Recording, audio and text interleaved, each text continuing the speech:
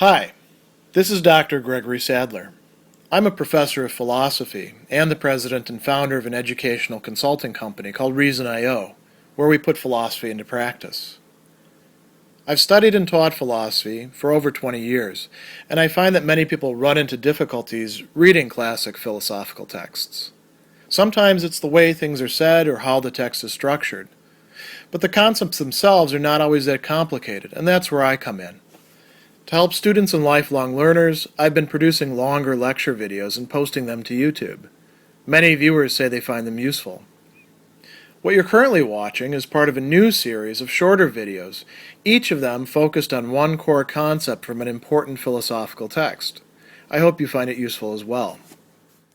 One of the very important topics that Seneca is going to approach at multiple points and from multiple points of view On Anger, Book 1, is the relationship between the emotion or passion of anger, ira, right, and reason or rationality, ratio. And I think it can be very, very helpful for readers coming to the work for the first time without a lot of background in Stoic philosophy to point out a distinctive feature of Stoic psychology, which is that our mind or our soul, however you want to think about it, it's not divided into parts the way that other philosophies often do so. So there's not like a rational part and then an irrational emotional part below it.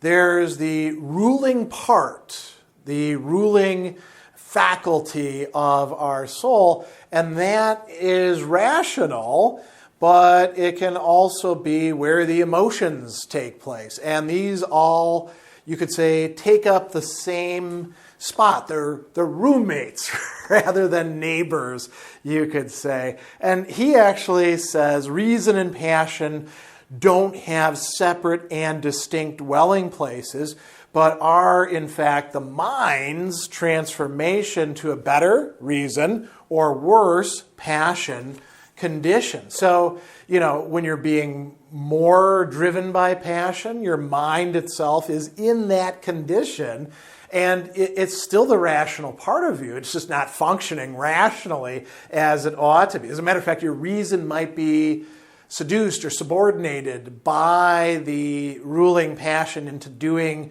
something for it. Like you're angry, you need to figure out, how am I going to get that bastard, right? How am I going to get away with this crime that I want to do to them without getting caught, right? That's still using rationality, but it's subordinating it to some sort of impetus or impulse that we call anger.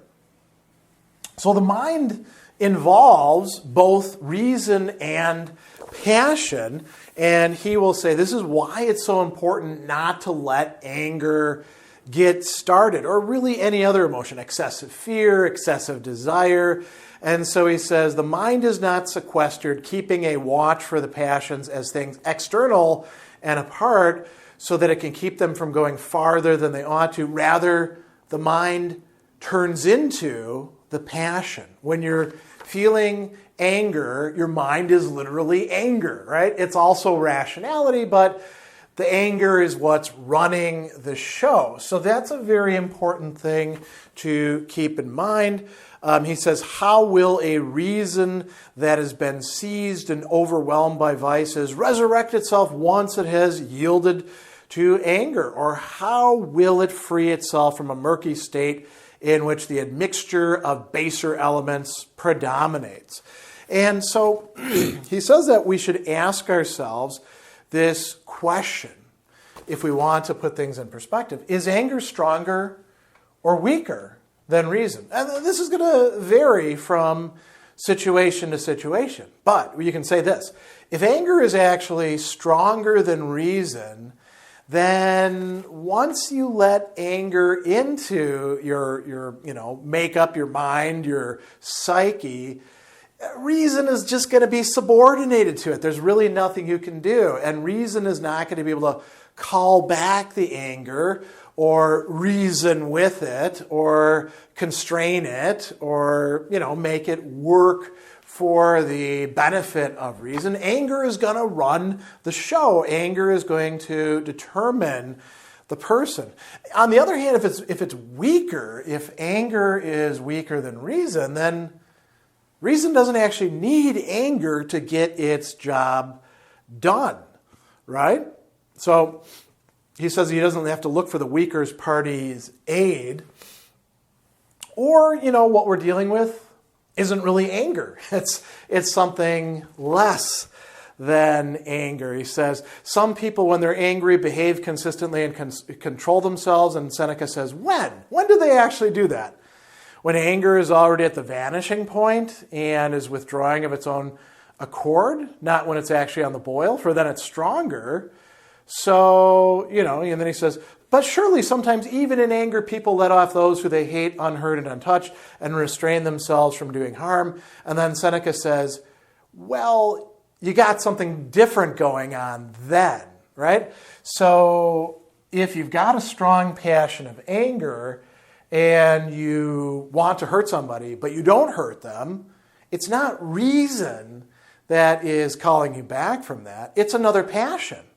So, what's an example of this? He says, when one passion is collided with another, and either fear, I don't want, I want to hurt that person, but I also don't want to get hurt in return. I don't want to get caught, so I'm not going to do anything about it. I'll restrain my anger. It's not reason doing that. It's the fear or desire. Right? You could be like, well, I really am angry at my boss, but I don't want to blow up at them because Christmas bonuses are coming up and I want to get a raise and I need a good performance evaluation, so I'm not going to say anything right now. Well, that's not reason. Again, that's another passion. So that's sort of like substituting one bad thing for another from the Stoic perspective. That's not actually using reason the way that you ought to do the right thing. He says, anger has been stilled not through reason's favor, but through the passion's wicked, treacherous entente, which is an understanding, right? A standoff, you might say. Now, he also, a little bit later, makes some really important contrasts between reason and anger. And so let's look at each of these in turn. This is in section 18 of book 1. He says, reason grants both parties time for a hearing and then seeks an adjournment for its own sake, so it has time to seek out the truth. Reason is not in a hurry. It wants to take as much time as is necessary to arrive at the right judgment. What about anger? Anger is in a hurry. And it wants to get things done right away, You've all probably had the experience of being angry and you're like, oh, I got to settle this right now, Well, that's the way that anger tends to work. So that's one really important contrast. What about when it comes to fairness or justice, distinguishing things rightly, doing things proportionately? He says that reason wants its judgment to be fair. So even if it's going to be not in my favor, if it's the right way to decide things, well, then reason will say, okay, I maybe give more of this good or accept more of this harm to myself, or to the other person. Anger, he says, wants its judgment, here's the key word, to appear fair. Not to be fair, but to appear fair. So it's trying to impose something that's actually not fair in place of something that is fair. What about relevance? This is another important thing. Reason keeps its eye solely under the matter under consideration. Anger brings in, as we say sometimes, everything, including the kitchen sink, right? As Seneca is going to say, anger is moved by empty, vain, irrelevant imaginings. And he gives some examples of this. Too nonchalant an expression, too loud a voice, too free a way of speaking, too refined a way of dress, advocacy that's too insistent, popular support, all these rub anger the wrong way. So anger is not just paying attention to the matter at hand, it's paying attention to all sorts of other things, and it very easily then gets riled up and is ready to go on the attack. What about truth? Reason is motivated by truth. Truth is the good for the human being who is rational, right? That's what reason is seeking out. He says, here we go. Reason is looking for what is actually the case, but anger, even if the truth is shoved in its face, it fancies, it desires, and upholds error. It doesn't want to be refuted. So if the person who's actually being rational, if they're wrong, they're like, yeah, show me where I'm wrong, and I'll change my point of view.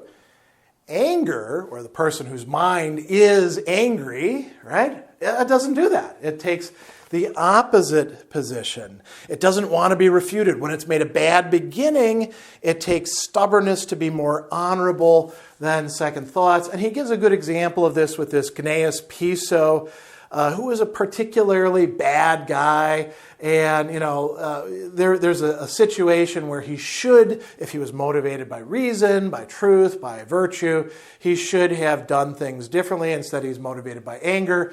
And it actually comes at the detriment of his own troops, who he treats very unfairly in this case.